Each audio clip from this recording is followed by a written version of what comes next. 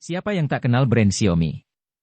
Tahun 2010, perusahaan smartphone asal Tiongkok muncul ke panggung dunia dengan mengubah citra buruk ponsel murahan yang melekat pada produk-produk smartphone asal negeri tirai bambu itu. Sekarang, mereka memproduksi ponsel yang berkualitas tinggi, namun tetap dengan harga yang terjangkau. Kenapa bisa semurah itu? Simak video berikut untuk mengetahui rahasianya.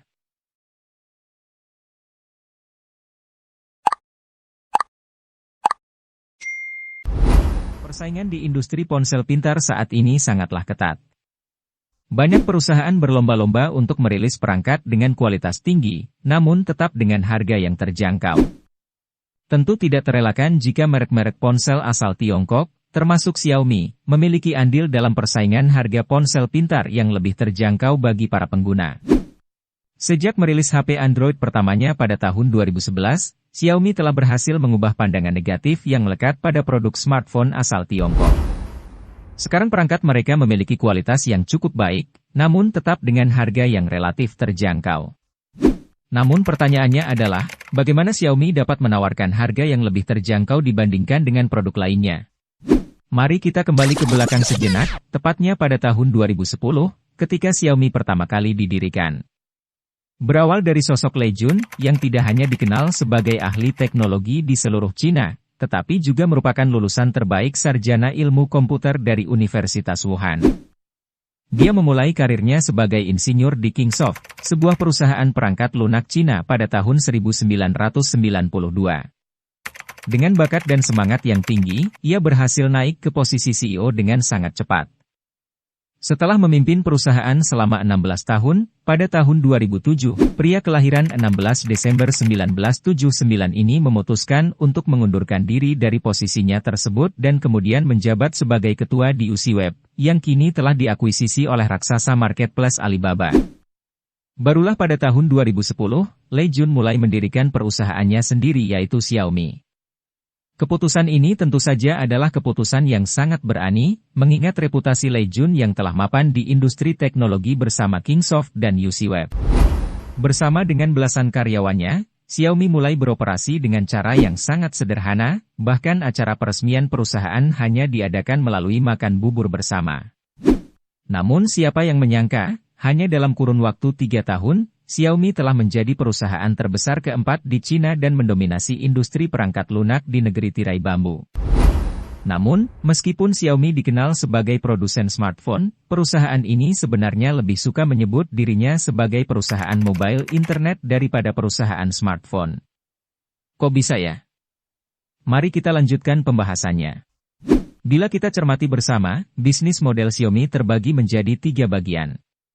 Pertama yaitu bisnis perangkat ponsel sebesar 70%, kedua bisnis perangkat keras seperti powerbank, TV, LCD, kamera, aksesoris HP, smartwatch, perangkat pintar, hingga perlengkapan rumah tangga dengan porsi 20%, dan yang terakhir adalah bisnis internet sebesar 10%. Lalu kenapa bisnis yang hanya menyumbang persentase penjualan sebesar 10% bisa menjadi fokus utama perusahaan? Mari kita coba telusuri bersama, namun sebelumnya kita akan menjawab terlebih dahulu mengapa HP Xiaomi relatif lebih murah dibandingkan brand yang lain.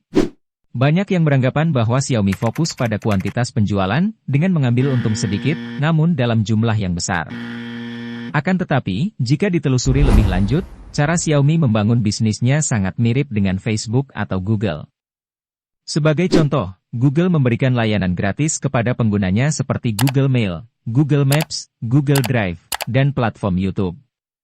Tentu saja, pengguna harus mengikuti syarat dan ketentuan tertentu, karena tidak ada yang namanya gratis di dunia ini. Strategi ini bertujuan agar jumlah penggunanya terus meningkat.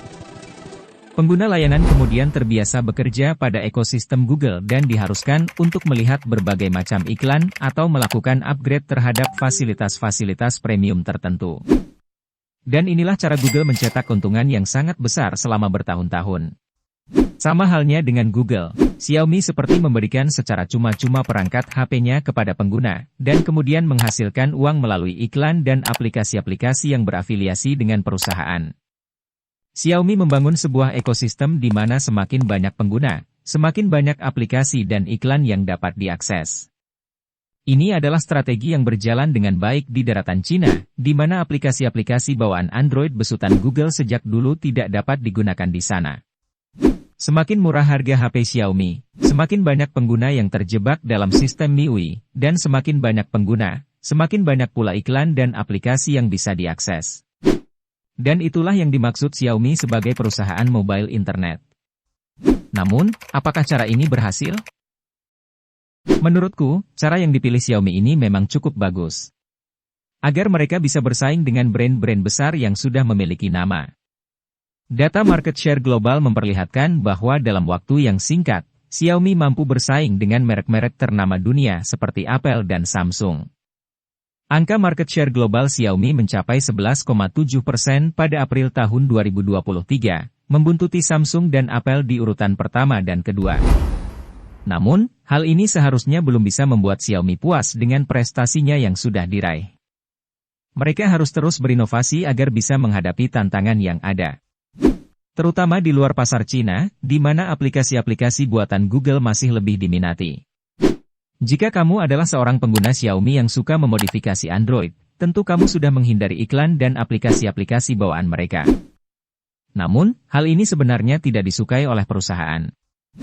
Tujuan mereka untuk mengembangkan bisnis internet menjadi terhambat, dan profit mereka dari iklan dan aplikasi-aplikasi di MIUI jelas berkurang, karena pengguna seperti kamu tidak sejalan dengan keinginan perusahaan. Di satu sisi, kamu bisa mendapatkan HP yang bagus dengan harga yang sangat murah. Namun, di sisi lain kamu harus siap untuk dijejali dengan iklan dan aplikasi-aplikasi bawaan MIUI. Kondisi ini memang menjadi tantangan besar bagi bisnis Xiaomi ke depannya. Mereka harus terus berinovasi agar bisa memenuhi kebutuhan para pengguna dan menjaga profit perusahaan. Jadi, apa kamu tertarik menggunakan HP Xiaomi? Tulis di kolom komentar ya.